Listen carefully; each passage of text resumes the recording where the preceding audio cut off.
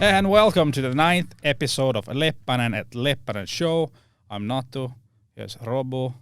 We're doing another one here in English because why not? How you doing, Roope? All good? Yeah, good as always. Second episode in English, so we're experiencing this pretty much already. So yeah, nothing too stressful. Yeah, exactly. We've already gone through it, so we'll do it yet again, and for a good reason because we have a special guest with us today. Let's introduce him. He is Mr. Spinx. Hello, Lotan. What's up? What's up? Straight from practice. Yeah. Straight into our studio. Mm-hmm. You said you felt like you were coming into a TV show. Yeah, it looks like a TV show. Well, I mean, it is today's TV, right? Which Yeah. is kind of TV, but just in a new format. No. Yeah. Yeah. I mean, pretty much. Yeah. I've never been on actual TV, so I don't know how that differs. But it doesn't really. I mean, it's the same thing. It's cameras, it's microphones, people watching. It's the same thing. Yeah. Trust me. We have the chat. Bro. We have the chat. Yeah, that's true. Yeah, in today's that's actually a big difference. We can be interactive with people on the internet, which is pretty cool. Should we just straight dive into it? I think I'm gonna give you the lead here because I think it's become kind of a thing that you take the lead first. As is tradition, so yeah, we'll move on from there. Yeah. Obviously, hello from my part also, Spinx. Hello. Well, you're here, but you're not from here. You're from Israel, so I just kind of want to focus on that little bit first because not too many players from Israel in the CS:GO scene. How is it like to play Counter-Strike in Israel, and like how big of a thing is it? Because if we compare it to Finland, well, I don't know the comparison, but for Finland, it's like it's the biggest esports. Clearly, it's like the big thing when people talk about competitive gaming. So is it on the same level in Israel? No, in Israel esports it's a bit almost no one know about it. It's not really popular, and like of course the community are talking about it, but other people doesn't know about it at all. Yeah. There are a couple of other Israeli players, Flames, right, and Narkev. And like you have a couple of PLC players and stuff like this.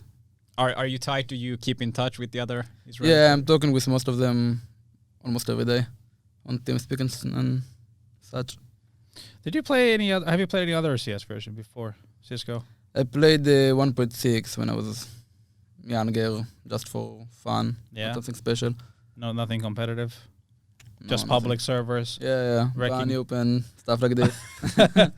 Yeah. Was there a lot of Israeli players back then? Yeah, I think the community on 1.6 was bigger than the CS:GO one. Okay. But they're older now, so yeah. Okay. They're not playing anymore. All right. What do you think happened between 1.6 and Go? Why is it not popping as much? I think CS:GO community in the start was fine in Israel, but after many years, like we have the ping different, and you have military and a lot of stuff, so people decided to let go of it and not try to get a team or go really professional. And it's the impact was like really bad for us because we couldn't do shit. Can you explain, can you explain to the viewers that don't necessarily know, like obviously the military service in Israel is very long, so when you have to go there at such a important age? Yeah, like after high school, when you're around 18 years old, you need to go to the military for almost 3 years, and you kind of can't do CS:GO career in the same time as military, so a lot of people who wanted CS:GO career couldn't do it because you must go to military. And it's kind of stop you in a way. Yeah, that's one kind of an interesting similarity between Finland and Israel, because many other European countries don't have this mandatory military service. I mean, at least for us, it's max 12 months, right? Mm-hmm. So yeah, so it's not that long. Yeah, I feel like that's a pretty big difference, honestly. So you already talked about ping a little bit. I find that interesting. A lot of people saw that when you came here. I don't know if it's like coincidence when you came here to Finland, but all of a sudden you started playing really, really good games. Was that because of the faster ping or? I don't think it was only because of the ping, but the ping definitely helped it. I just feel more comfortable in a way, like just inside of the team. And yeah, but the ping from 60, 70 to 20, 25, it's help you a lot. That's for sure. Let's go back a little bit. I think let's talk about the earlier stage of your career. Kind of like what got you into competitive CS. Like how did you even get to know about it, and kind of what sparked something inside you that you wanted to do it? I don't remember exactly, but I think when I was 12 years old, like all my friends started to play the 1.6 version. Yeah. So they always called me like, come play with us. In the start, I was really anti CS 1.6. I didn't really wanted to play it. But after I touched the game, I just fell in love with it and started to play a lot. And there was a while when I stopped playing and came back and stopped and came back. And I think after some time, when I managed to get level 10, we had like some 6 friends of a group that we were playing Face It all day. And after everyone was level 10 and everything, we wanted to make a team. But in the start, it was 0-5 in the team, but I was out. And I always like wanted to join the team and just to improve the player. And from this moment, I kind of decided this is what I want to do in the future. Okay, that's cool. Was there any other, as you mentioned, that you didn't really like CS much early? Is that what you were trying to say? Or? I didn't like CS before I played it. Like I watched my friends playing it, but they always told me like, come on, you should play with us. But I was like, nah, not really fun or something, you know? And after like they convinced me to play and I started to play, I fell in love with it, yeah. Was there any other game you were playing, like online stuff at the time? Not really online stuff. I had some games against like GTA San Andreas and stuff like this, but not something special. Okay, cool. Okay, so, well, at least from the outside, FPL has been kind of your popping off point. When did you get into FPL? I'm not really sure when I got into the FPL. I think it was around September 2019 for the first time. And I was there for like 6 months. And after 6 months, I got kicked. And then after a month, I came back. Wait, okay, you got kicked after like 6 months. I feel like, didn't you win? Or you became second in one of those months? Yeah, the first months I played in FPL, I was second. Okay, nice. How was that level? Was it a big level jump when you got in? Did it surprise you? Oh my God, these guys are so good, or did you hang pretty well from the start? I don't think it was like a really different level, but I just felt like not comfortable to play with the big players like Simple and everyone because I was no one back then. So I was like didn't just feel comfortable in my game, and I also had the military serving in the same time. So it was really hard to put the time into CS and be the best version of yourself. And I think that's probably like affected my game and everything. And they decided to kick me. Well, besides getting kicked, how do you feel? How do you feel the old guard in the FPL takes on new players? Like when you come in, someone people don't know, and you start playing with them. Like how are they? Like you feel like are they accepting of new people coming in, or do they give you tips? Are they like how do they take new players? I think it's it's different between each player because if you come from let's say the CIS area, so most of the CIS guys will be kind of with you and you have like people to talk there and everything. But if you come from somewhere else and you don't really know the people in FPL, it just like depends on yourself if you like if they like you or not, and it could be hard sometimes for some people if they are quiet people and they're not doing much. I think it will be a little bit hard on them. Yeah, but also in a way you have to earn your respects, I guess. Yeah, in a way, like when you are a new player to FPL and no one really knows you, you can't just be like, I go window. It's not like this. You will need to go for BRs a little bit and make some jumps. Yeah, exactly. They give you any tips, like in terms of, like obviously this is very early. You haven't really played in any pro teams at the time. Was there anyone particular that comes into your mind that gave you any special not tips? Really. Not something special. Yeah, okay. Just gotta grind your own way. Yeah. Was it a conscious decision that FPL is my way into a good team, or because I see there are like kind of two paths. It is the FPL path, the ROPS path, so to say, and then there's the path of maybe playing with a group of guys maybe from your region and grinding up with that team, did you think that okay, FPL, this is my chance? We don't have many players from Israel, so this is the path. Like before I qualified to FPL, I was in Israeli team, but because I joined to the military at the same time, I had to leave them, and after I left them, like a little bit after it, they like just part ways with the team and everything, and then I realized like you don't really have a lot of players here, you don't have any teams. It will be just easier for you to get FPL, so people will get to know you, and then you can join the better teams in the world. Yeah. Instead of the long run.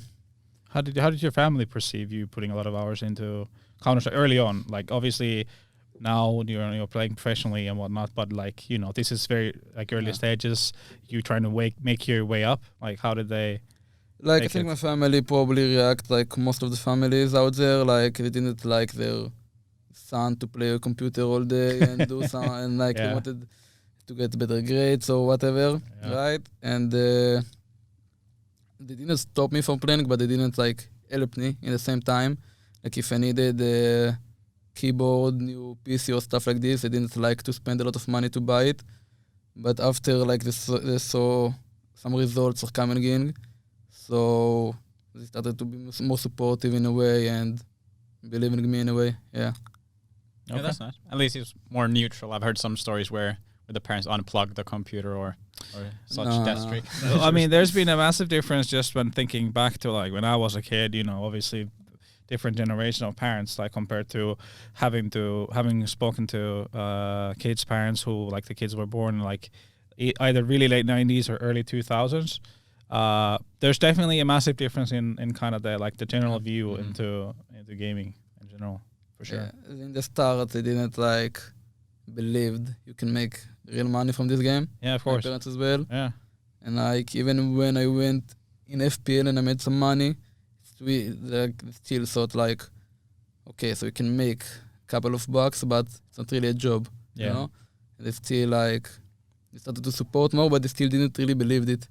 And after I managed to go to Contact and join some teams and make real money, this is the moment like they went full 100% with me in it. Okay, that's a pretty good segue. I see you're a professional here. When playing in FPL, when did you start getting interest from teams, or was it straight to Contact? Okay. I think I got to like offer kinda offer like 1 month after I qualified to FPL, but it couldn't work out because I was in the military. And you don't really have the spine and you don't have the freedom to join any team you want because you are in the Israel's military. Okay. Yeah. Well, then you got into Contact, August of 2020, somewhere around there.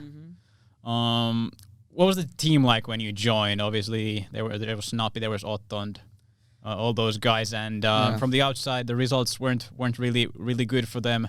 How was it inside the team when you joined? I think this Contact team was just like, I just felt like the chemistry between all the players are just not there. Maybe it was before I came, I don't know, but it was just people didn't have a good chemistry with each other, and without chemistry you can't do a lot, right? So yeah, we tried for a little bit, but we realized like not much we can do.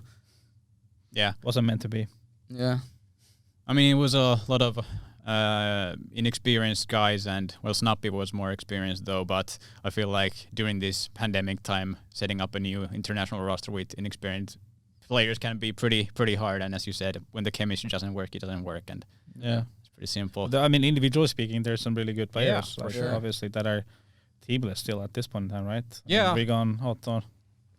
That's what I'm kind of interested in as well. What do you think of these guys? Otton obviously is pretty interesting for our Finnish viewers, and well, Esperanto and Rigon. Do you see them finding a new team? Yeah, I definitely find them a new team. They're really good players. They're really good human beings as well.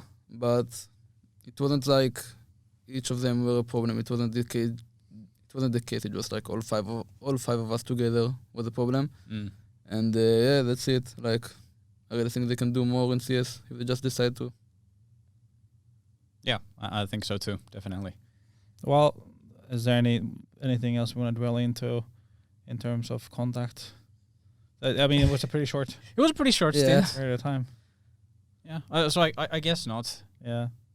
Let's move swiftly along. Obviously, along comes ENCE. All right. I forgot. Yeah. There's the next page in your cue cards. It's go. beautiful cue card. One of them is the wrong way. I screwed it up. Damn it. Oh well. He did it all himself. I did it myself as well, so I can't even blame anyone else. Yep. All right, take it away. Okay, take it away. Well then, on to ENCE.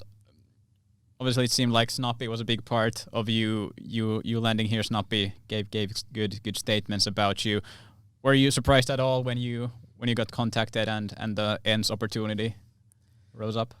When Snappy told me about this offer and I knew like they're looking for players, I know Snappy will probably like suggest me the player to come because me and Snappy back in contact, we had good chemistry and everything was fine. So I hoped he will do it, and yes, he did it. And I don't know if I really was surprised that the offer came. I was just happy that it came, you know. And yeah, that's it basically. Yeah. And when you joined, a lot of people called you a diamond in the rough. Do you think this is it still an accurate statement or description of you that you are a diamond in a rough? What is diamond in the rough? Like you're still kind of still in development. Yeah, like people see that a lot of potential, a lot of skills, but maybe it hasn't yet actualized. Well, I think like I can say like I'm pretty good. Of course, there is more to learn every time, but I think I'm not diamond in the rough anymore. Yeah. Like I was before, of course. Before I joined the ENCE, I was. Okay. But I think not anymore. Yeah. So I guess generally speaking, how has it been? Like the first couple of months now, it's been hectic. Obviously, now you've been here for. Wait, how long have you been here now? 3 weeks.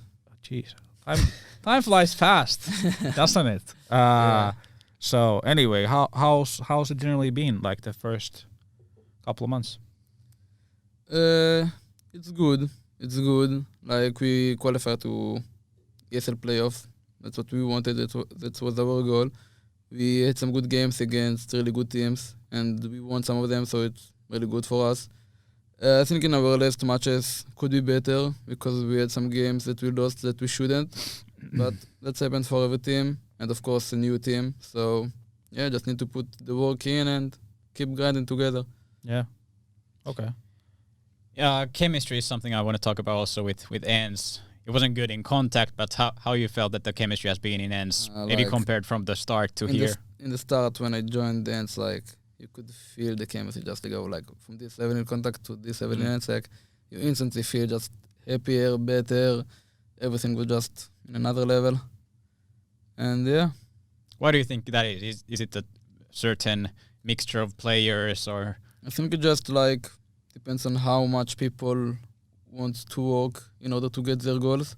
And if all the 5, or if you include the coach, all the 6 players in the team want to get the same goals and ambitions together, the chemistry should be there. Like, of course, nothing is perfect, but if people want to work, it will happen.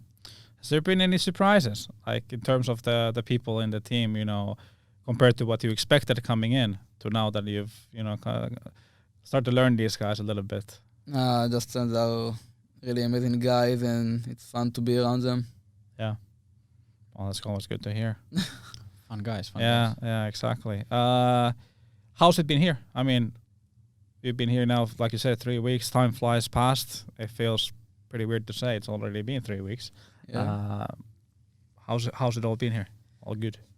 It was fine in general. Like overall, it was pretty good. I didn't really do much in Finland, otherwise than come to the office and play. But that's why I came here overall, right? I had one day when I went with Salut just to walk around, and it was pretty nice. Everything here, like in Helsinki, looks so beautiful, so nice. The people is pretty good as well.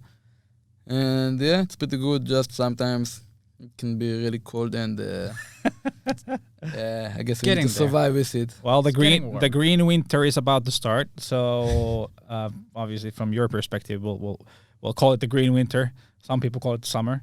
Yeah. This is a joke. Actually, my brother told me when he was in school and I had a schoolmate from I don't know, somewhere south, and he was like, I can't stand the white winter, but at least the green winter is decent. It's funny. So yeah, fair enough. Hopefully you'll get to come here soon enough when we have a bit better weather. Yeah. And maybe opportunities to actually do something, since everything's been kind of, it's not been the greatest of times to be here, since everything is kind of closed, right? So Yeah. it is what it is. So you've been here for 3 weeks. How much longer are you gonna be in Finland? Well, it depends on our ESL game against the Virtus Pro. If we will win, I will stay until the ESL Pro League ends, until we are out. And if we lose and we are out I will just go, I guess, 1-2 days after it back home, because I miss my home. Yeah, for sure. Was it a hard decision to come here for such a prolonged time, many weeks away from home? No, not at all. Like, Easy. I knew I will probably perform better with the ping, and I knew it will be better for the team overall. And yeah, it could be suck sometimes that you are far away from home, but after all, I chose this kind of a job and everything, and I got to stick to it, even if there are little parts that I don't like. Yeah. So now, if I'm not wrong, you've met everyone in ENCE CS. Have you met Duha yet? No, I didn't meet Daicha, and I didn't meet Snappy and so. Ah, okay. Yeah. Oh, yeah, you haven't met Snappy either. No. Yeah, not even in contact. That's Yeah. that's kind of interesting. You Because- played in 2 teams, but you haven't yet met. COVID. Yeah, I know, COVID-19. but it's still interesting. Yeah. Interesting. Just the way it is. It was some planning that I might could see him, but it's not easy with Corona, so stuff got like you need to cancel, and nothing much. Just gonna have to wait until you meet Yeah, the future yeah. president, and I don't know what's Snappy's nickname. That's actually a good question to ask. What do you think of all these? These memes, and the Finnish fans have definitely been pretty vocal. Well, I don't know all the memes they're saying, but I saw Daicha, the future president, and I don't really know. I need to ask his opinion about it. Yeah. I have no idea. Okay. Fair enough. You're the prime minister then. I think that's a meme. Yeah, Well, Why not? I hope so. I Yeah. could do some work. Yeah. Make Finland sunnier. Exactly. Yeah. Like it definitely. Well, actually, now it's nice, but it needs to be warmer. A little bit warmer. Well, maybe for you guys, 8 degrees, it's not nice. Pretty cold. Sun is shining. That's a great. It's a good first step. For you guys. The next step is to get the temperature to go up. I don't. There are barely some days in Israel when the sun doesn't go out. Yeah. Like even if it's winter and everything, you still probably have sometimes some sunny hours. Mm. So yeah, it's different perspective. Yeah. Okay. What should we move on to next? Let's move on. Well, we're gonna slowly start transitioning into EPL and all those games and the game itself. We already talked a little bit about some of the good games you've had here when you've arrived. I've got some score lines here: 29-11 against G2, and there was like 25-9 against NIP. Like, how have you reached such a high level so quickly? These are basically still, or it's still like some of the first months in tier 1 level, but such sick results. I don't even remember the stats. Like you said them, like I don't really remember what my stats was.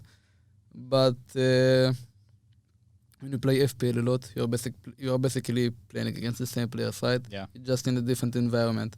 And if you can fit inside the team environment pretty fast, and you learn all the little stuff pretty fast, and you have the individual aim to support it, I believe like you can do it if you are feeling good with yourself. I think there's a good question coming from Twitch chat, so I'll just pick it up. Yeah. Why is Spinx a pistol god? Well, there's not really a reason behind it. I just think with the better ping, it's easier, especially with pistols. Like the bullets just connect better in a way. Yeah. Nothing behind it. No extra practice, no Nothing. emphasis on pistols. Nothing, just playing the game. For you, it's just like clicking icons on desktop. Yeah, Playing like with of the course, USB. sometimes I will go in, but it's a USP or something, but I'm not doing something special with it. Yeah. That's the way it is. Yeah. It is. Okay. How good do you think you could become? Like, do you have any personal goals or personal thoughts on this? Like, how high of a level could you reach in CS? I don't really have like a specific goal. Yeah. My goal is just to be the best player I can be, you know.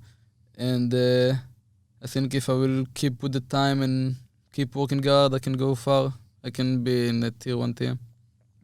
There's people asking, obviously, I mean, you can answer it in your own words. People are asking for the long-term plan.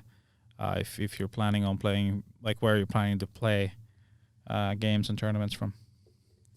Like until obviously LAN is back, Yeah, that'll be. of course, it depends a lot of like the corona situation and everything. But I will prefer probably like to practice some from home and probably like the lower tournaments play from home. But when we will have like the really tier 1 tournaments and like the better team tournaments, I will prefer to come from here to play from Finland. Yeah. So basically, flying back and forth when you need to. Yeah. And we'll obviously facilitate that when that needs to happen. Yeah. Quite simply. Well, this is kind of, I don't know where. Well, I guess it kind of is connected to this topic also. But playing on LAN, have you? What is the biggest LAN that you've played in, or?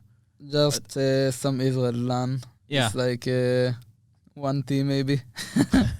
How? Oh. So you I've seen a picture of that. I think. Oh, okay. I think that was that picture On the where Twitter? which Tumba used for the announcement video back in the day when you were saying, "No, don't use that picture." No, this picture was a LAN, but really like I think 2018, Okay. and the last one was I think 2020, Okay. and yeah. So yeah, not much LAN experience. Do you think you'd be a great LAN player? Do you like? Yeah, I think Think you'd so. feed off? But like, of course, I never been in a LAN tournament like with the real tier 1 teams. But I think it will be easier for me because basically we're usually playing with 60 ping, right, against like the 10, 20, whatever. So in LAN, the advantage like they kind of have will disappear, and then it will be probably easier. But I don't really know. That's interesting. Yeah. I guess we could make a nickname. If you're great on LAN, you could be maybe Lolan. Just throwing it out there, maybe. Oh, can we We'll say? see. Yeah, I think this. If only we had an audience here, they would be not laughing. They would not be laughing right now. Oh, come on. I'm not gonna. I'm not gonna lie. I think the cringe is in the chat on Twitch as well. Please, yeah, Robo, please stop. You gotta try. Can't hit them all. In Finnish they say, "Älä laita tällaista." I think that's fair enough. Moving on. Yeah, swiftly moving on. A little bit more about EPL play. The group stage went pretty well, right? Mm-hmm. Was there any of the games that stuck out? Playing Vitality or playing G2, obviously those were the big wins. So Yeah, like I think against G2 we won a lot of important rounds that helped us to secure the win. And against Vitality we just played really good as a team, all 5 of us, and just took the win. Of course, we had some other games that we didn't really perform well against FaZe or maybe the NIB game as well. And yeah, we weren't in the server in the same time in kind of a way, and we are working on it. Yeah, but I think like how do teams, like as an example, you guys learn from those games where things don't work, or like how do you use that as I don't know, like energy to or building blocks to become a better team? Well, I think we just trying to search the difference between the 2 games. Like we just try to find this, like what happened in Vitality game and what happened in FaZe game, and then we try to find out what caused it, like what caused the problem. Yeah. And then in a way, and we try to fix it when we find out the problem. Yeah, but I think this is a good point to kind of ask about Eetu, your coach, Saw, as well. What's your general view on his input in the teams? Is I think everyone's so he's doing his job very good. like everyone's Nothing more to say, he's just doing his job really good. Yeah. Also a very good dude. Yeah, like I never really met him or something, but yeah, he's a really good dude, funny guy. Yeah. And what about Ville? What's your experience with Ville? Also, he's really nice, good dude. Like it's fun to talk with him and everything. And yeah, I met him one time. He came here to say hello, and Oh yeah. some tall guy. Yeah, he is a tall guy. He's, I think, like Almost 2 meters. yeah, almost 2 meters. So I think he's lurking in the chat. So hello to Ville, I suppose. Yes. Did I cut you off in your EPL No, questions? not really. Oh, just It's natural conversation. Yeah. You can move swiftly along. Yeah, we're gonna talk about EPL more in the recent news, but maybe one more question at least from me about EPL. Next year facing Virtus Pro on Saturday. There's kind of a big break in between the groups and the playoffs. Do you think that'll help you or would it? Yeah, I think it will help us because we are kind of a new team, of course, like compared to Virtus Pro. So this time and this practice will help us a lot more than a team that's been together for over a year or something. So yeah, I think it's helping us more than it's helping the other teams. How do you feel about Virtus Pro as an opponent? Obviously, they've been like really great lately. I think right now with the current form, they're probably the strongest opponent we could get. Yeah. But I still think we can win this game. You can shut down Yakindar and James. Yeah, of course it will be hard. There are really good players there. Individually, they play whatever. They're playing really, really good, especially lately. They're on form for some while. But I still believe like if we perform like we should do, we can win this game. Maybe with a bit of luck, but it's part of the game. What's your perspective on the strengths of your game as a team right now? We are unexpected because we are a new team. So it's hard maybe for the enemy to always know what's going on. And I think like all of our players can shine in a way and do some crazy stuff that will help us to win the game. Yeah, fair enough. I kind of wanted to ask you about something that's been on one of the things you might remember getting wrecked by Robs with in a 4K Deagle extravaganza on train. He was lower ramp, body shots. Right. What do you think of the weapon? Do you think I'm going this ship to another direction totally now? You're talking about Deagle, like Deagle, yeah, or and then maybe even in general speaking, if you feel like there's any things that should be changed in the game apart from maybe the Deagle. Well, I think the Deagle is fine because basically like everything the enemy doing with the Deagle, you can do it as well, right? Like of course you have like the invent, like the good stuff about the Deagle. You can play with close range and just 2-tap to the body, or you can just 1-tap from far away with a lucky shot, right? But if the enemy can do it, you can do it as well, right? So you just need to learn how to avoid this weird situation sometimes.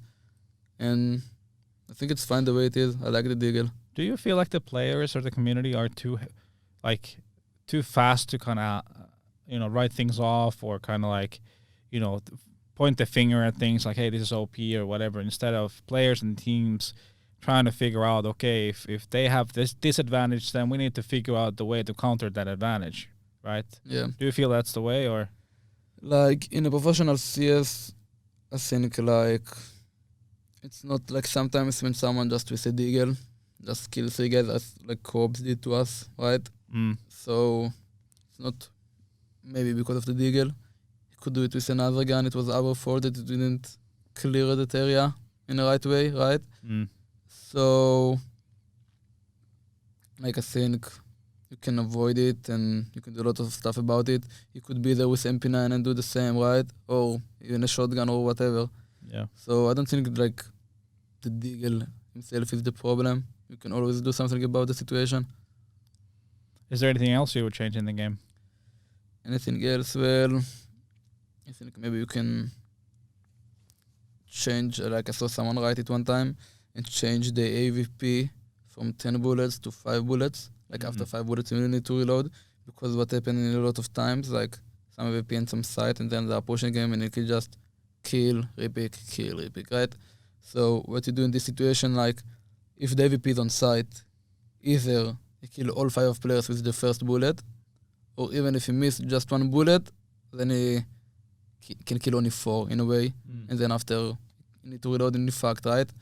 So like they will think more about how much bullets like they are shooting, and they can't just shoot through a smoke if they feel like it and just kill someone through it instantly or stuff like this.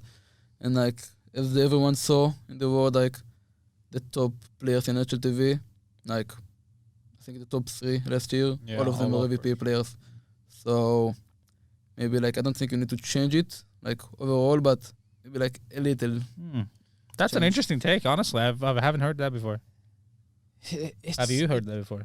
I haven't really thought about it. Yeah, I think that's a good take. I'd maybe go a little bit more conservative maybe at the start, maybe like 7 maybe. I don't know. But yeah, or go 6. So then you have one opportunity to miss. So yeah, so you can miss one shot and still get an ace. Okay, technically speaking. Yeah. Okay. You're welcome, Valve. We're doing all the work here. What about the... I'm going to continue on this topic, kind of. Map pool. Hot topic also. Especially maps like Vertigo. There's been a lot of discussion about it. I'm going to be honest here. I friggin' hate the map. It's absolute garbage. It's basically a map with one bomb site, which gets the fight like 80% of the time. I haven't checked the stats, but that's how it feels like to me. And just the verticality in CS reminds me more of Rainbow Six, honestly. Well, I don't really like Vertigo as well. It's I just don't like it. I don't like how you play the map or whatever you do it. Like if you look at the A site, it's probably like the most of the map, right? Like most of the players go there. It just smokes everywhere, nades everywhere, everyone shooting through a smoke, and like you can just shoot through smoke in the different, like it's a different round, right?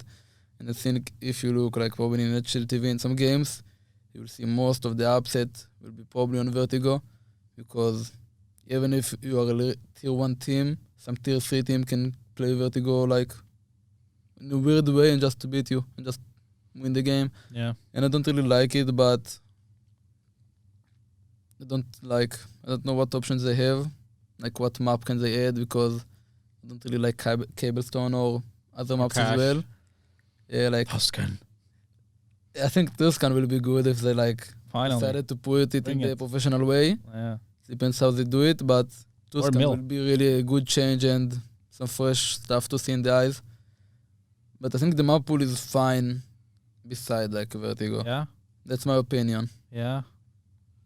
Even like, I don't know, like in a way I enjoy matches on Dust too, but the kind of the thing is that there's not even any room for innovation, right? It's a map where it's like the vanilla of vanilla Counter-Strike. There's arguments to say, maybe that should get removed. Don't revamp it though, and then bring it back maybe later again, because it's such an iconic map that you shouldn't really screw with it, I feel like.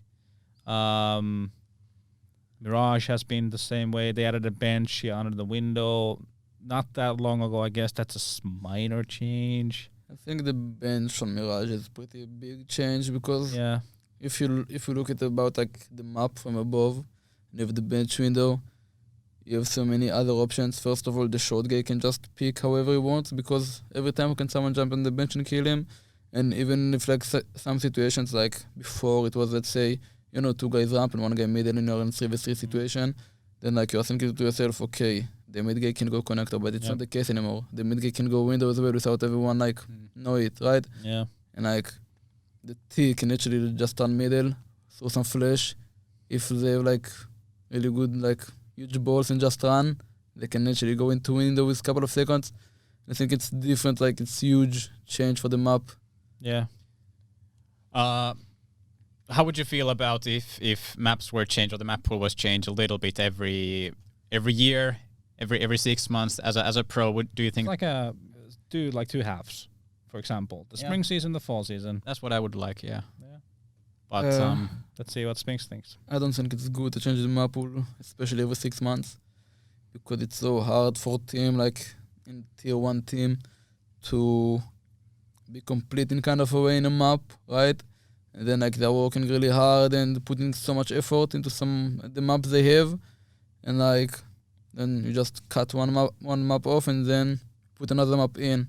Like I think almost all of the top tier teams like have a permaban, so even like you have 7 maps, it's so hard to learn all 7 of them. So they just decide, okay, this map we're not even touching. Let's ban it every time we have a game. And if you remove and add another map every some while, it will be even harder because, again, you have so much map to learn, and now you even, like, one map you will get removed, so all the stuff you put in it just disappear, and then you have like a totally new map. So it will be really hard. I think it's good to change the map pool, but not so often, like maybe every 18 months or something like this. Mm-hmm. I think this is like a fine amount. Yeah. Change the map pool. When was Vertigo? It's pretty much exactly 2 years, I think. I checked that recently. Yeah, I think so as well. Was it after the Katowice Major? 2019 then? Yeah, must have been. Oh yeah, I think it was. Yeah, I think it was. That's So when the Easy for Us song music kit came in as well, because right. I think the plug boss was easy for Vertigo. Yeah. Or something like yeah, I this. think so as well, yeah. Oh. So yeah, must have been after the Katowice Major. I have a question for you. Yeah. Who's the hardest player to play against from your personal perspective, from your experience, Well, and why? I didn't really play in officials a lot. It doesn't matter, FPL, whatever. But I think according to the games I'm watching, like everything that's going on, it's probably Ekindar, because he has balls. If you want to do something, he will do it. Even if it's super risky, even doesn't matter if you think it's the right play, he will do it instantly. And they have the aim to support it, and they have the right teammates to support it. And I think he's a really dangerous player. Do you think Ekindar can keep his form up? Because it's something that, I don't know, we haven't like really seen before, that he takes so much of the entry fights, something like 36%, and he wins like over 50%, and then those are like crazy stats for a non-AO player. Do you think it's sustainable? Can he keep doing it? Well, I know Ekindar for a long time. I know him since FPLC. Even before he qualified to FPL, he was in FPLC as well. And he was always insane player, always good. I think with time he just got better and better, of course. I think it will be really, really hard for him to keep that form, because right now I think he's maybe the top player in the world right now. Like, his form is insane. I don't think he can keep up this kind of form, but he definitely can keep up a form like top player. Maybe like not top 1 with this role, but he can definitely be top player. He is pretty good. Yeah, at the moment. yeah. No, he is pretty insane. I just lost my train of thought. I had a good question in my mind, but now I lost it while running. Ekindar, who's hard to play against. Yeah, I know. Yeah. Okay, don't do that. I'm trying to help. Yeah, trying to help. Oh, I think it's messing me up even more. Okay. It's tough here, but it's a weird feeling when you have something in your head and then right. it just slips out. Was it lightning round? I'm old. No, it wasn't lightning round yet. I had something else in my mind. I don't know. Oh, you can't read my mind. You should be able to. Yeah, that's unlucky for us. Huh? That's unlucky for us. Like 10 minutes, you'll be like, all right. Yes. Let's just be quiet for 10 minutes. Let me think. I'll take a thinking pause. Why not? I mean, we can do a lightning round. That works too. Should we do it? Let's do it! Is our graphics guy ready? Yay! How do you like that? I like lightning round graphics. Okay. There we go.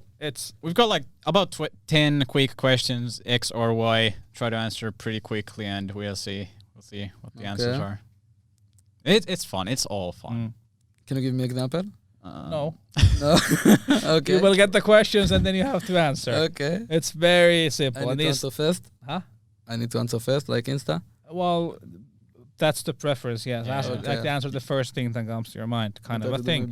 So we will ask these alternating. So which one do we want to start? You want to start? Let me see which are the better questions. Okay, I can go first. Okay, here we go. Spinx lightning round. Coffee or tea? Tea. Best of 3 or best of 5 finals? Best of 3. 10 a.m. games or 10 p.m. games? 10 p.m. HLTV or CSGO Reddit? HLTV. Which is nicer to get, a Deagle headshot or a USB headshot? Deagle headshot. Sand of the beach or dust of the dust too? FYI, I don't know. this was not me coming up with these questions. It was this guy here next to me. I saw some beach pictures in your Instagram, and I thought, like, do you like that more or the dust in dust too? I like the beach more. Okay. I think too, that's a me too. fair answer. Gambit or Virtus Pro? A Gambit. Pizza or burger? Burger. Simple or Zaiwu? Simple. This is a tough one. Israel or Finland? Israel. That's a really tough one. Answer that quickly. Don't answer that quickly. Oh, okay. If I had a better ping, I wouldn't even think to come. Yo, this guy. I'm joking. No Nice shame. country, it's a nice country. Wow, what a guest we have here, ladies and gentlemen. Holy. Good answers. Good answer. Yeah. Okay. I think this is where we're just gonna take a break and then we can jump into the recent news stuff. So what we're gonna do now is we're gonna get a quick 3-minute break. Get some beverages, go to the toilet, whatever you need to do. We'll be back in about 3 minutes. And welcome back, ladies and gentlemen. It's time to move into the second part of the show after a quick break. And we're going to go into some recent news. Actually, we're going to mostly be talking about EPL. I guess I'll just straight dive into it, to be honest with you. We'll take some takeaways from the group stage that we've written down a few here that we can discuss. Let's start off with the first one, if we can cue it up on the screen as well. Are Vitality in trouble? Obviously, a bit of troublesome. Like, the expectation is mega high. 2020, big year. They've had a bit of, situations happening. Apex having to take a leave of absence, then suddenly coming back. Are they walking away from the 6-man roster? What's your guys' take on Vitality right now? Are they in trouble? Just a little bit. I feel like they, like the new Valve ruling kind of maybe caught them off guard, and now they decided to go with Misuta, and I'm not sure, is that the right choice? I think they did the 6-man roster so well. It was very, very successful for them, and now they look a bit like a kind of lost in the EPL group. They lost to G2. I think that was the biggest shocker. Like, I think Vitality should just beat G2 almost every time at the moment, especially with the recent changes in G2 and Nico becoming the opera there. And I feel like G2 were kind of vulnerable in the group stage, and so that was one of the results that really caught my eye, and I was what is up? Because you obviously expected us to beat Vitality 2-0 as well. It's what you're saying. I think about it as well. Expected. Wow. Okay. Fair enough. Right. Yeah. Of course, that was the other one. Yeah. What's your take? Like, Well, yeah, they're not really looking sharp like they looked before. Of course, I think like probably some stuff going inside of the team, and Apex leaving, Apex staying, And I think the 6-man roster, like, probably Vitality is the best team with the 6-man roster. Like, they put it inside the team in the perfection way. Like, each map, a different player and whatever, and they were really good with it. And, I think it's damaged them a lot to lose Nivera. I don't know if it's, like, should we keep Nivera or let go of Misuta? I don't really know what's going on beside there. But I think they probably know more than us, right? So... yeah, but they're not looking really good like they used to be and they need to be. Yeah. What's your, actually, the quick spin-off question, what's your take on the 6-man roster as a concept? I think it's fine. I don't think like... I think people can do it. Maybe you should make some rules about it. I don't know, like how many maps does the 6-man can play or stuff like this. But I think people can do it. I don't see any problem with it. Okay. Any follow-ups there? Well, yeah, there were teams that were good looking with the 6-man roster, and now it's just kind of hard to juggle that. Such as Astralis, because they just play with 5. The classic 7-man roster. Yeah, but it got rough now that in the RMR events you can use a 6-man, but it'll deduct points, and I haven't really delved into that too much, but it's not as viable anymore.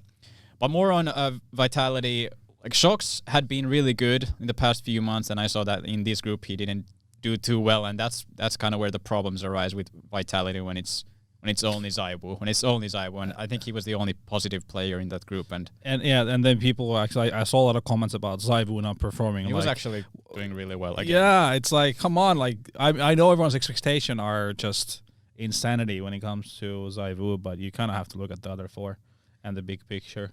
What people always remember, like, there have been many games when other people were not performing, but Zaibu was just not right above the sky.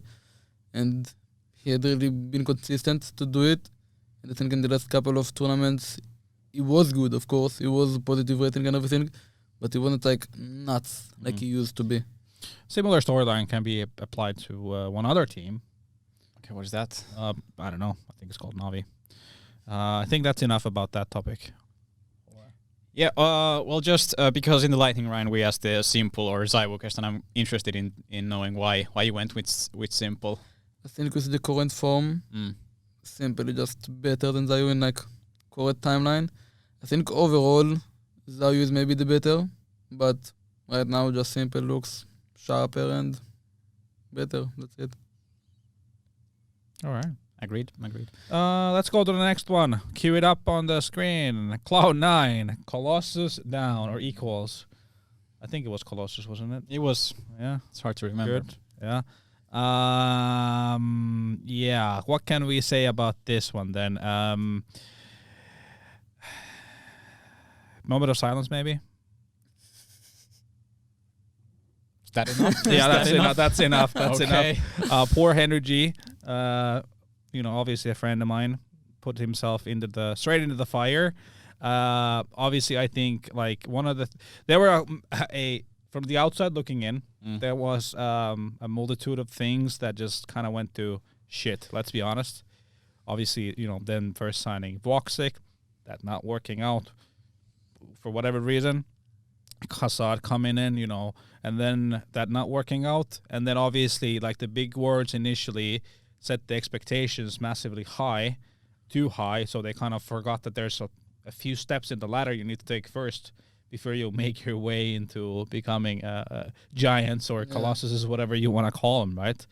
And then it was just like a struggle town from there on out, and they just could not deliver a positive result at any given time, which might have put the situation or might have put the team in a better state to make those good wins and maybe get some positivity.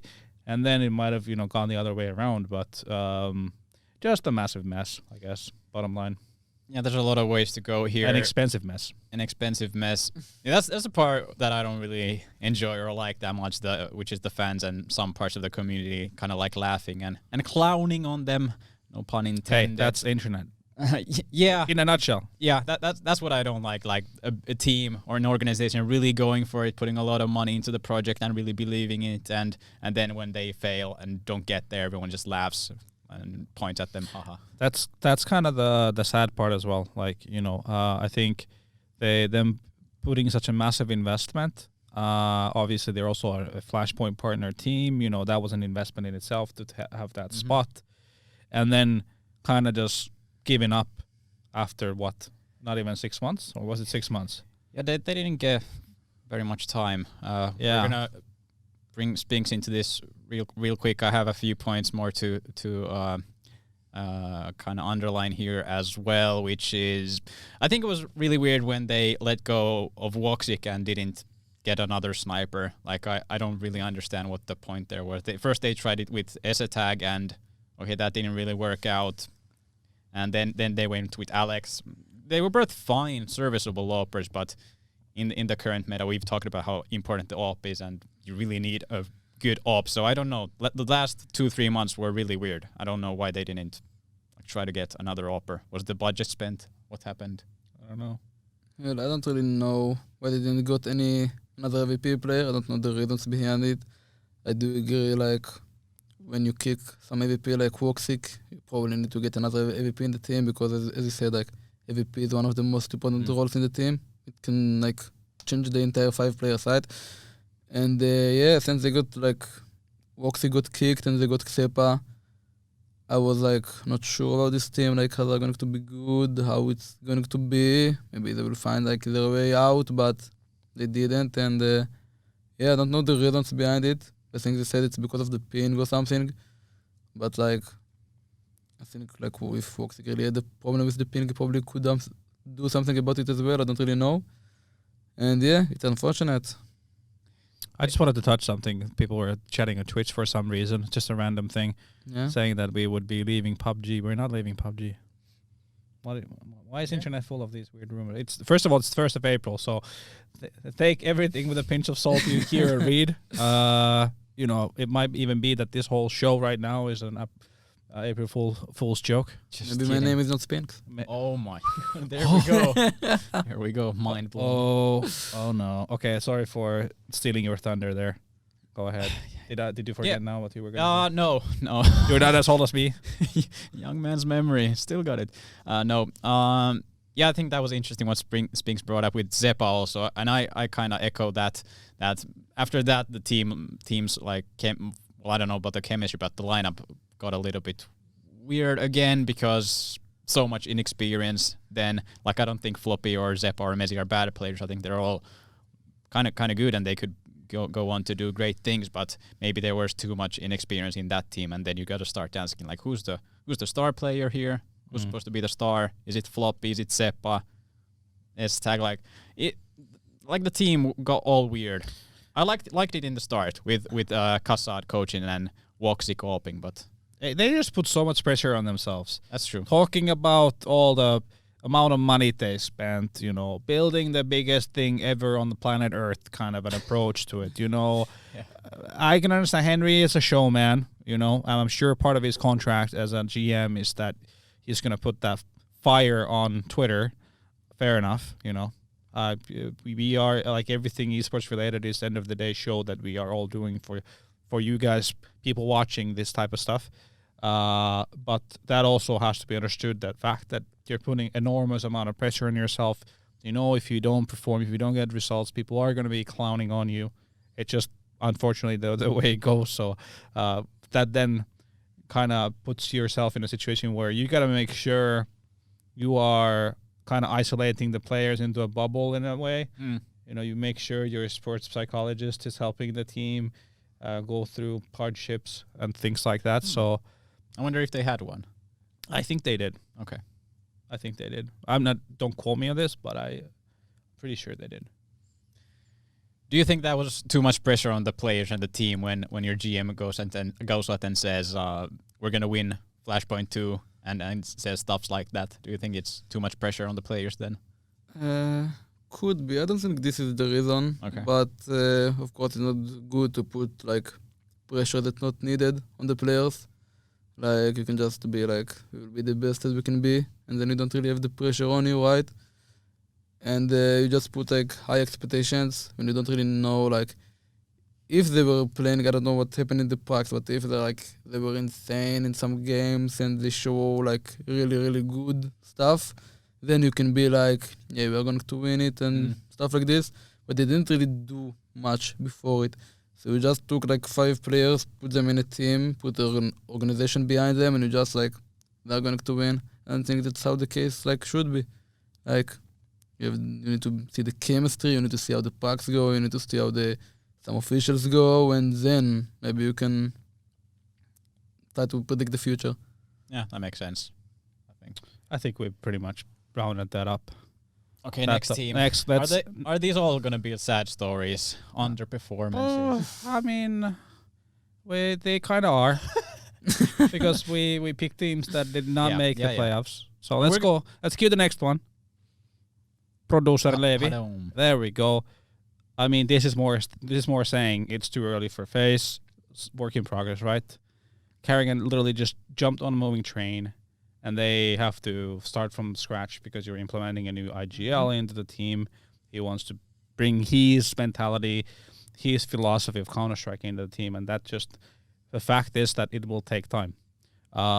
So, yeah, take it away from there. Yeah. Or actually, a counter for that as well.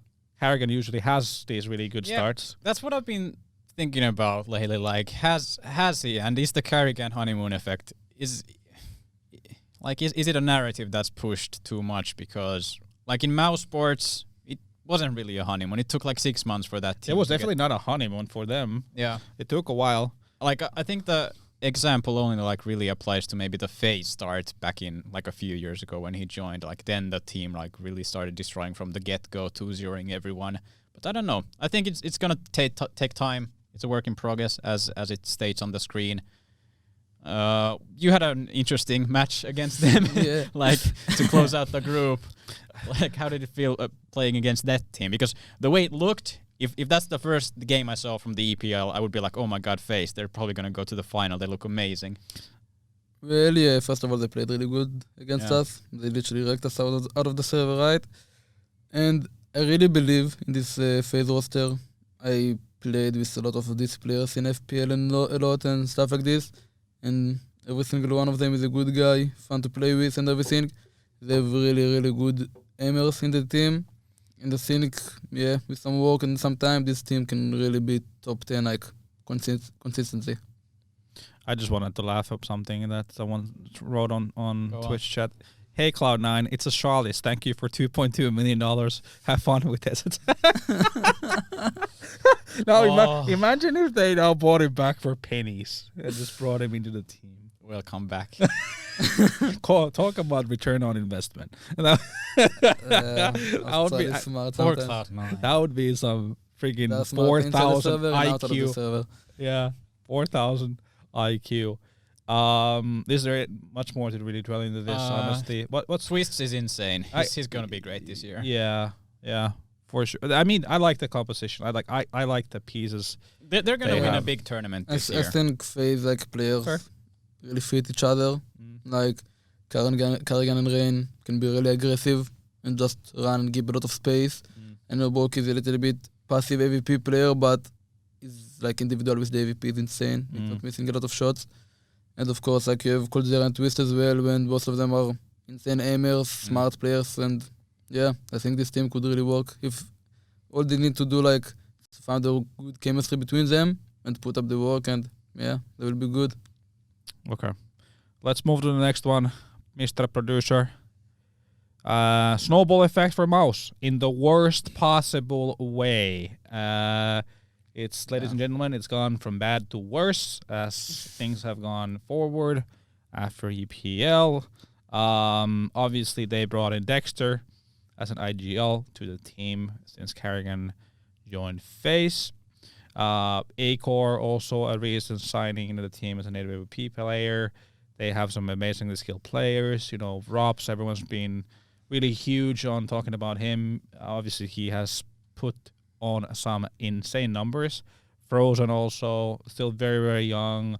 A lot of, I feel like a lot of growth still possible for him. Bumas, he hasn't really been doing too well recently in the team, but still obviously very early on in his career as well. So very interesting pieces to the puzzle, right? Then first thing, they play against you guys. You guys beat them in a very, very close best of 3. Last map 16-14. And then all hell breaks loose for Mouse Sports afterwards, really. What's right now the situation for them in terms of, like, since that game, is that Mouse's games on your screen right now? In EPL, yes. So they lost a lot of close games. They lost 3, 14, 16 games. So I don't know. Maybe kind of echoing on the FaZe point, I wouldn't be too worried yet. A lot of big changes, changing the IGL. But then again, I'm not really sure. Is this the roster? I think they're like one move away. Maybe it would be fair to give them a little bit more time with this roster, but I think it's kind of the Rob's show at the moment. I'm putting you on the spot since you said that. Yeah, one move away. Who's getting kicked and who's coming in? Get rid of I think Bumas is kind of I don't know. He's just hanging in there. I'm not sure if he's still kind of ready. If Mousesports wants to be a top 10 team, I'm not sure if Bumas fits.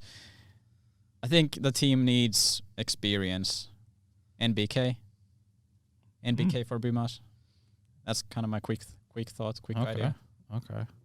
What's your thoughts on Mouse Sports? This like Mouse Sports roster, I just think like they need some guy who doesn't care to run, give a lot of space, and have the good aim to support it. Like, and maybe Bimas we can do it. I don't know, but of course, like Dexter just came from another from Australia, I think, right? So it's probably really hard for him to also like IGL player like Robs, like top player in the world, right? And some other players there. So also like you need to IGL them, and you also need to perform, and you also need to do a lot of stuff, and in a little like different place from what you know. So I think it can be good with a little bit of time. Maybe they're a little bit nervous as well because I think it's not easy to play in Europe when you're not in Europe, right? And I do agree, maybe they can change something up, like one player away. But I do think like they didn't perform like everyone expected them to do. But I think they were a little bit unlucky sometimes. They had a lot of good games, like they were 13-8 or stuff like this, and they lost the games. Of course, they're not performing like they need to be, but maybe in the future they will be. A little bit of luck. Yeah.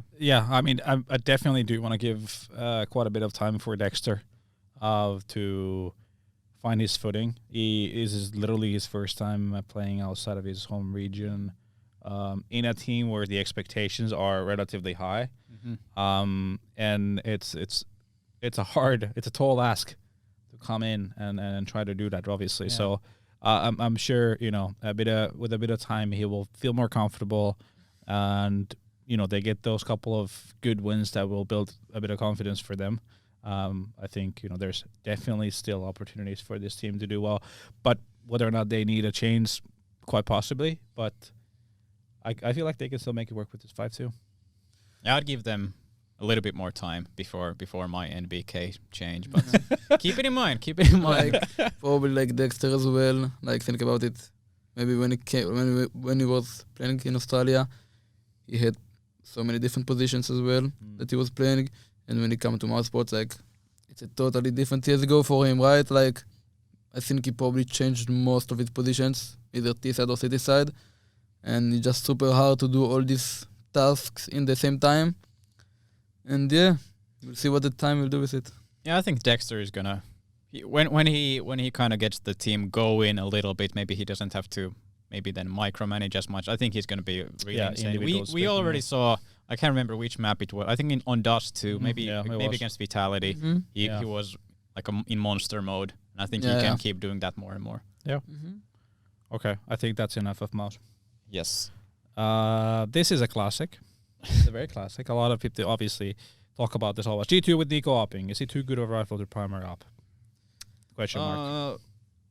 Well, like the quick answer is yes. But it was interesting in EPL because he pretty much shared the opping duties with Amanek. I think Amanek got like 22% of his kills with the op, and Nico got like 26. So it was pretty close, like Amanek and Nico opping. But I think it shouldn't be a permanent solution for Nico to op because he's just too damn good with the rifles, too good with the AK. And what I thought was funny, and people have been touching on this, obviously, is the fact that he started to use CSG.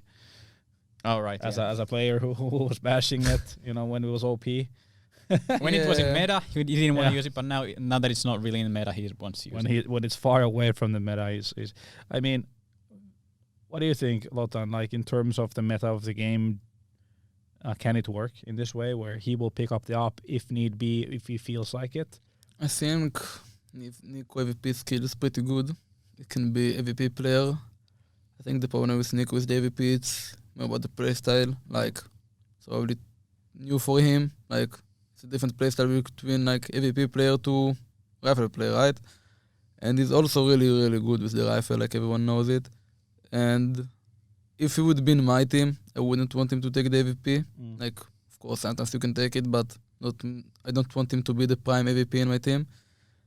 And I would prefer him to be with the AK or SG, and with the SG, like, they changed the SG so you can't really spray good with it, right? But Nico is a top player. So, like, it can be good with him because he's tapping so good. So you're just tapping, and when you have like a really long range, you can open the scope and keep tapping with it, right? And yeah, I think he showed like everyone he can play with it pretty good. I feel like there's a couple of things that kind of to consider. Is the fact that Nico is a super smart and obviously very talented player, so he knows when to make moves, when to be aggressive, when he can gamble, things like that. There's a couple of things here. One is obviously the op will restrict him. You know, obviously he can't make as many moves as he could. But there's a second thing that restricts him. It's Hunter. Because Hunter is the move man. Like, obviously he gets to do a lot of the, you know, all of a sudden 25 seconds into the round he's in CT spawn and Mirage, right? Type of thing. Where he just jumps in the window and goes through a smoke and walks, you know, obviously that kind of changes the way that Nico can approach the game. So I feel like in a big picture, they just have a lot of things to figure out to find the right balance where Nico feels the most comfortable, that he can extract the most out of himself in that composition as individuals right now. I mean, you can already tell they've made changes, right? They removed Kenny, you know, the whole Jax coming in, and eventually when they first made the lineup, they were considering, you know, are they going to have Amanek, are they going to have Jax, who is going to play? So I feel like they're still kind of like trying to figure out the optimal way of the big picture of this team, instead of people are focusing solely on Nico's opping, but I think the problems they have internally are probably from a bigger picture. Larger. Yeah. So I think that's the way they think about it. Just me guessing, obviously, but I don't really know what's going like inside their team. None of us do. Yeah, We're just speculating here. I would disagree with the move to remove Kenneth and Jax. Like, if I would remove Kenneth, I would just prefer to get another MVP player, but some aggressive MVP player, not a passive one.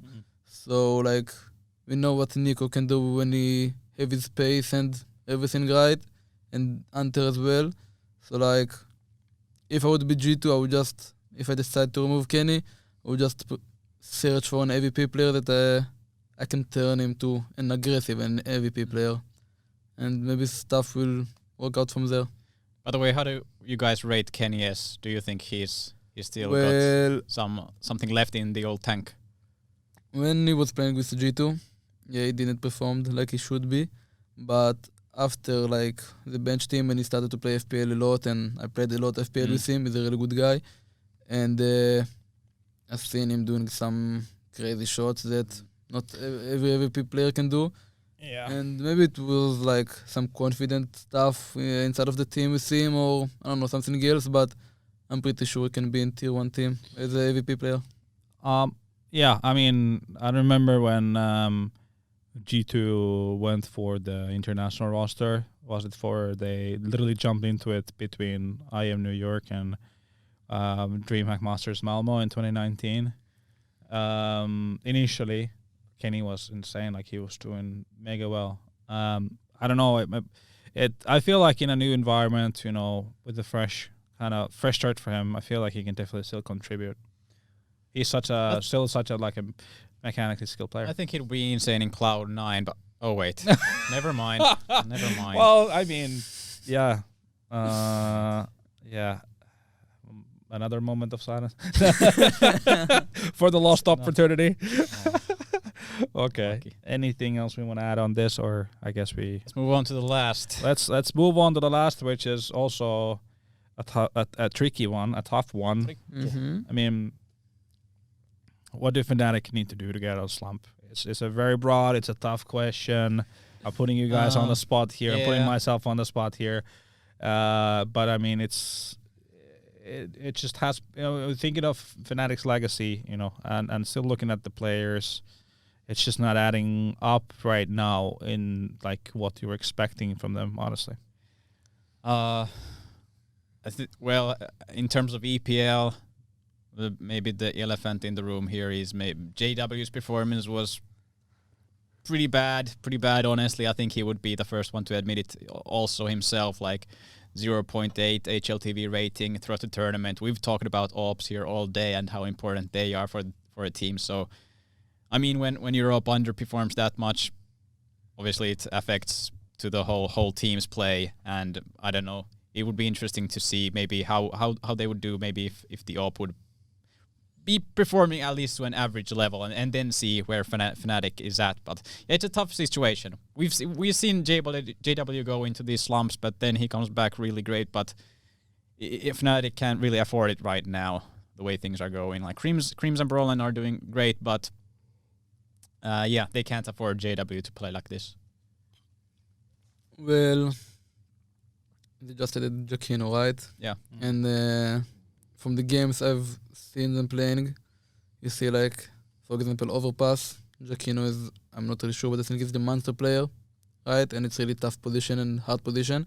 But in train, Giacchino was the big rotation player. It's like really good position, AVP position, and you see like the performance of him in this position, it's totally different. Like when he was a monster, he was doing fine, he was doing his job.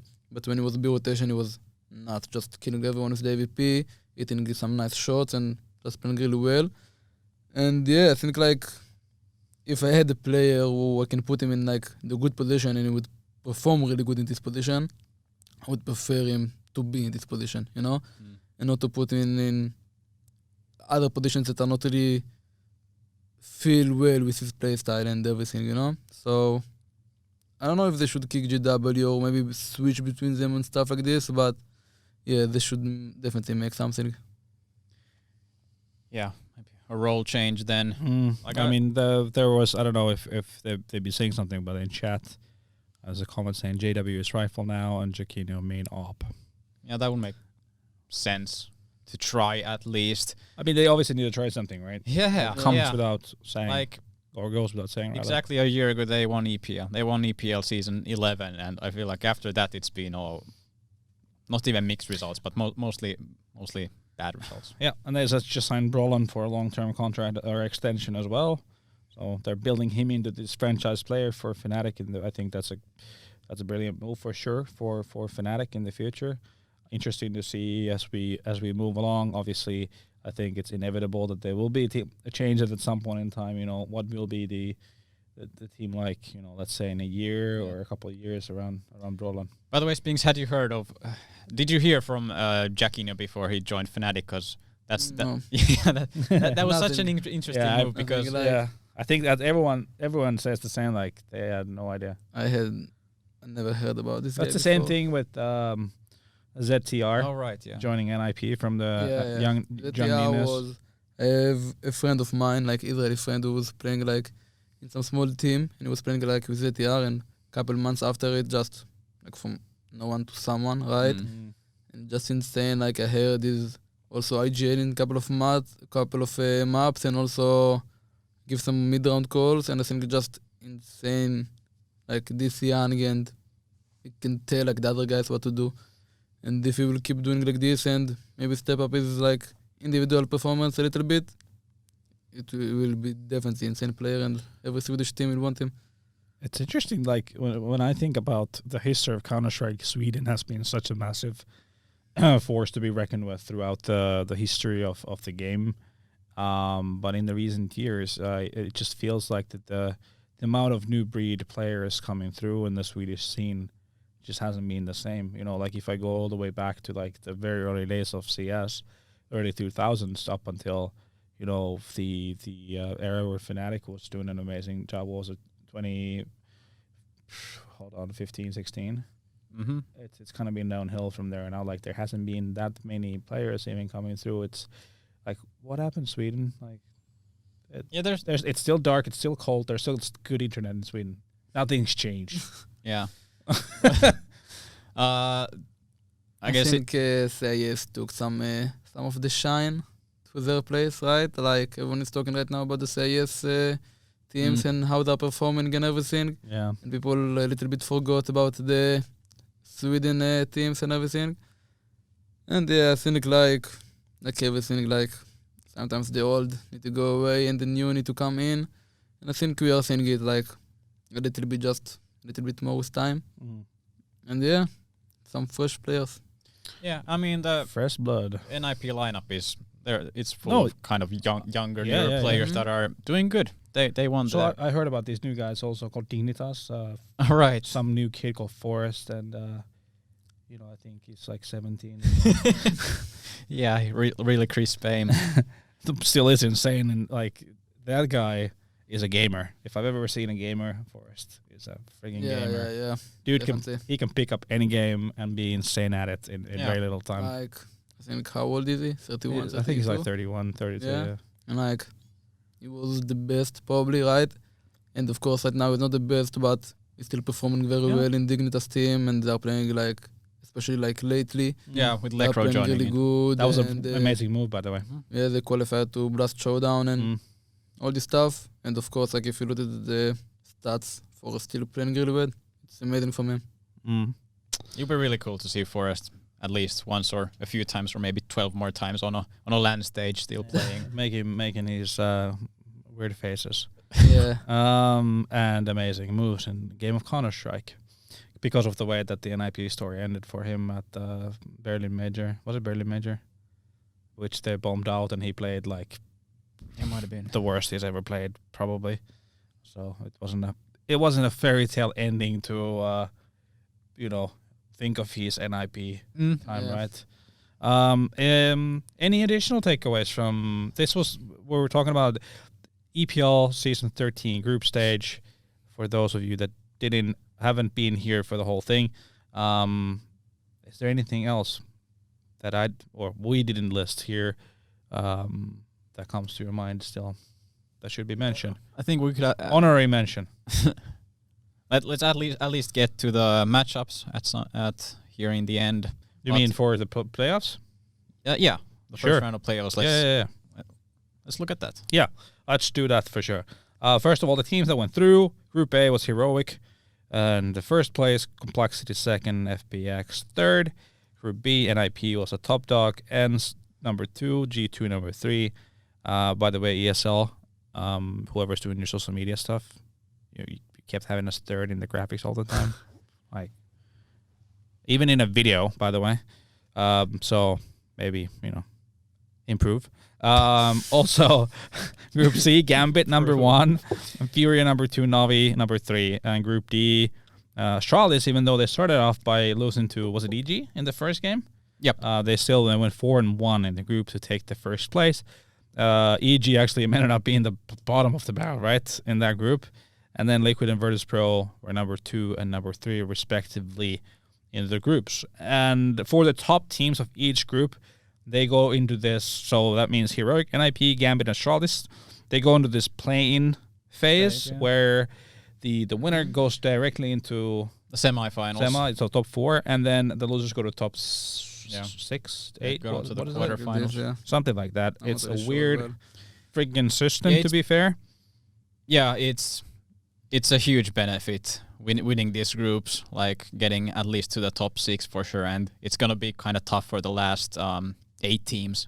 Basically, only 2 of those will get to the quarterfinals there, but hey, let's reward the group winners. Do we want to quickly touch on, we have about 5 minutes until we are at the end of the show, so let's quickly wrap up on, or have our takes on the first round matchups. Alright. The first one is Furia versus FPX. What's our thoughts on that? That's a tough opponent for FPX. Yeah, I think Furia will probably win this game. Like, if I think about Furia style compared to FPX style, I think Furia will just like control how the map will be, and they will just win the game. If I understood correctly, FPX hasn't really been practicing too much with Sonny, so it's gonna be tough. Yeah, a lot of things would have to go south for Furia not to win that one, but you never know in a game of Counter-Strike. But definitely the favorable, or the team that I see favored massively is Furia on that one. G2 versus Liquid. This could be a spicy one. Could be a spicy one. It's a bit spicy one, yes, if G2 really perform well. But I think Liquid will supposed to win this game. Like, Liquid playing really good lately. Like, I think they're top 5 for a while right now. And Liquid should win this game, but I think G2 can upset them if they have a really good day. Yeah, they really need to have a good day. Fallen has been just one-tapping people all over the place. Yeah. He's found some good form. I'm just going to mention that whoever's asking on Twitch chat, are the news coming through, or what's the hurry to end the show? he has to go practice, do what he's here to do, and I have to go play some Kanaliga, Counter-Strike. Chicken League. Yeah, so that's on the menu tonight. Next up. So liquid for you too? Yeah. For sure. I mean, I kind of feel like, G2 there's too many questions or question marks still. I think this is definitely far more competitive matchup than the first one. Complexity Navi. Intriguing. Is an interesting game. Yeah. Like, I don't really know who's going to win. Like, Navi I don't think any of us know. Well We in just the have to group guess. stage, right? Huh? Navi didn't perform really well in the Yeah, group they stage, barely right? got through. And yeah. They had to have... MIBR had to beat Cloud9 in the last game for them to get through, I think. There was some talk about Boomich getting some kind of a ball tattoo. Yeah, Boomich is gonna get a tattoo of who was it? One of the MIBR players. Bolts. Yeah, that's what you said. Sorry. I don't know why I just repeated it, but here we are. Well, it's a long show. Yeah, so we're on the home stretch. Yeah, if Navi's gonna win the whole thing, so. Oh, right. That's why I'm low key rooting for Navi. Actually fair. Fun. Yeah, fair point. I'm sure Navi will make sure that if it does happen, there will be some guy with a camera to shoot the whole thing. But I kind of like Complexity's like upward trend recently. So I feel like obviously they had the whole stint with the stand-in situation, Poison being away, blah blah blah. So them going through the playoffs, first of all, I think is a positive sign. And Navi, it's just it's so hard to quantify Navi. Like, yeah, they might be the best team in the world, or the worst. But like, on another honestly, day exactly. Like, depending on the day, they might be insane. But then the next day, it's like, is this matchmaking and watch? Like, yeah, it really makes any sense. And what maps is Bit gonna play? How much is Flamey gonna play? Yeah, interesting. Yeah, who would you favor on this one, guys? I would say 50-50. Guess, take a guess. Take a guess. Navi will win. Okay. Yeah, I gotta go with Navi here. I'm going Complexity. We'll see. Yeah. I like Jason Lake, so we go back. Okay. It's Stone Ages of Dinosaur Ages of Counter-Strike. Okay, then the last matchup of the easiest one first to round. talk about. Virtus Pro versus ENCE. Yeah, as being said, it's like really one of the toughest opponents you could get. It's not going to be easy with Yekindar's form, and like Virtus Pro just hasn't had any off tournaments in a while. They always get to the final or win the whole thing, so it's going to be tough. What's interesting, I think, is this whole break in between the group stage and this game. So I'll be interested to see how prepared ENCE is going to come in. If I had to guess, pretty prepared. I see Saw doing a lot of work into this one, going into the demos of Virtus Pro, seeing what's up. Yeah. Could be closer than you'd first think. Yeah, for sure. I think 100% probably the toughest matchup. I think Furia, from just a stylistic point of view, would have also been tough because just the way they play CS is, kind of. You guys haven't played against them in an official. No, I didn't. It's kind of one of those things where you have to go through it at least once, so you understand it to find the right rhythm. Kind of like they've always had that ever since they first popped up. But yeah, VP definitely going to be a tough one for them boys, for the ENCE boys. Do you have anything to add? Spinx? Well, I think of course, like most of the people will say VP are going to win it, right? And well, they're the better team. Nothing to say. All we need to do is just to be the better team in the same day. That's what we are trying to do. That's what we will try to do, and if we manage to complete it, we can go further. As I said like before, they are the better team right now, but I still think we can beat them. Fair enough. I don't think we have anything to add. I think apart from the fact that we all gonna take our prediction. Who's gonna take this game? ENCE. I kind of have to say that. Yeah, and I know Spinx also has to say that. So maybe I'll have to be be the reasonable one here and go with Virtus Pro 2-1. It's gonna be close. It's gonna be close. Okay, yeah, it's playing it down, sitting between two guys. You know, It's gonna. Yeah. Well, that's just. it's fine. You can be devil's advocate. Yep. That's okay.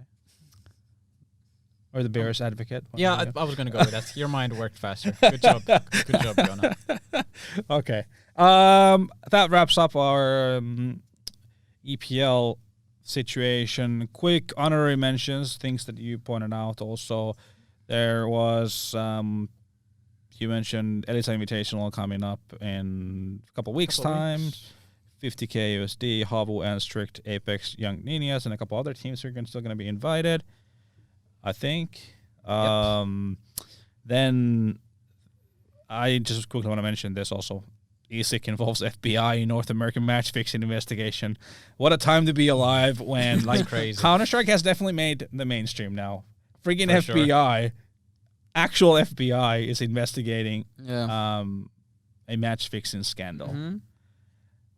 A lot of players involved. Well, Some F's in the chat, please. Well, I think this is good for the overall CSGO community. Yeah. Like, it's good that people will be afraid to do stuff that are not should be allowed, right? And some people like FBI or whatever can do about it. So I think it's overall pretty good, but it's pretty bad for the players who did it. So, yeah. pretty interesting. It's It's gonna be. I think it was like 10 days to 2 weeks, and then there'll be like Yeah. a public statement coming up. So Did I see a snippet of some kind of statement? Someone saying, you know, some of these people are going to be easy to get caught because they were basically idiots or something along those lines. I think I've heard. Well, I mean, something obviously, like that too. all of them were idiots. It's one way or the other, but like actually dumb to leave all the tracks out there for people Yep. to find without any effort. Well, yeah, but like probably people did it along the way, right? That we don't know. And It's insane to think. Yeah. Well. yeah, like people doesn't think the FBI will get involved when they do No, it. no shit. They actually did. So like Oh. when people do it, they're not thinking about the big picture. They're just thinking Yeah. like, well, nothing will happen, right? Yeah. We will just leave the Valorant to you know, greener pastures. Okay. I think that pretty much summarizes it, unless Yeah. you have anything to add. No, that's a good show. That was a great show. That was a good one, yeah, for sure. Good Thank job, you. Spinx. Thank you. Yeah, Thank you, guys. thank you massively for joining us, taking the time from your busy schedule. Pleasure to have you. Thank you to our viewers, obviously, for tuning in for, you know, an hour and a half of good time. So that's it from us. I think I want to remind one thing. All the VODs, this one included, you can find them on mtv.fi and see more for the Finnish audience. You can watch all the VODs of these podcasts we do. Now we have 2 in English and the rest are in Finnish. Also, our behind the scenes are there exclusively first as we put them out. So remember to bookmark it for yourself to be there when they come out. But without further ado, it's time to say thank you and see you next time. See ya, guys.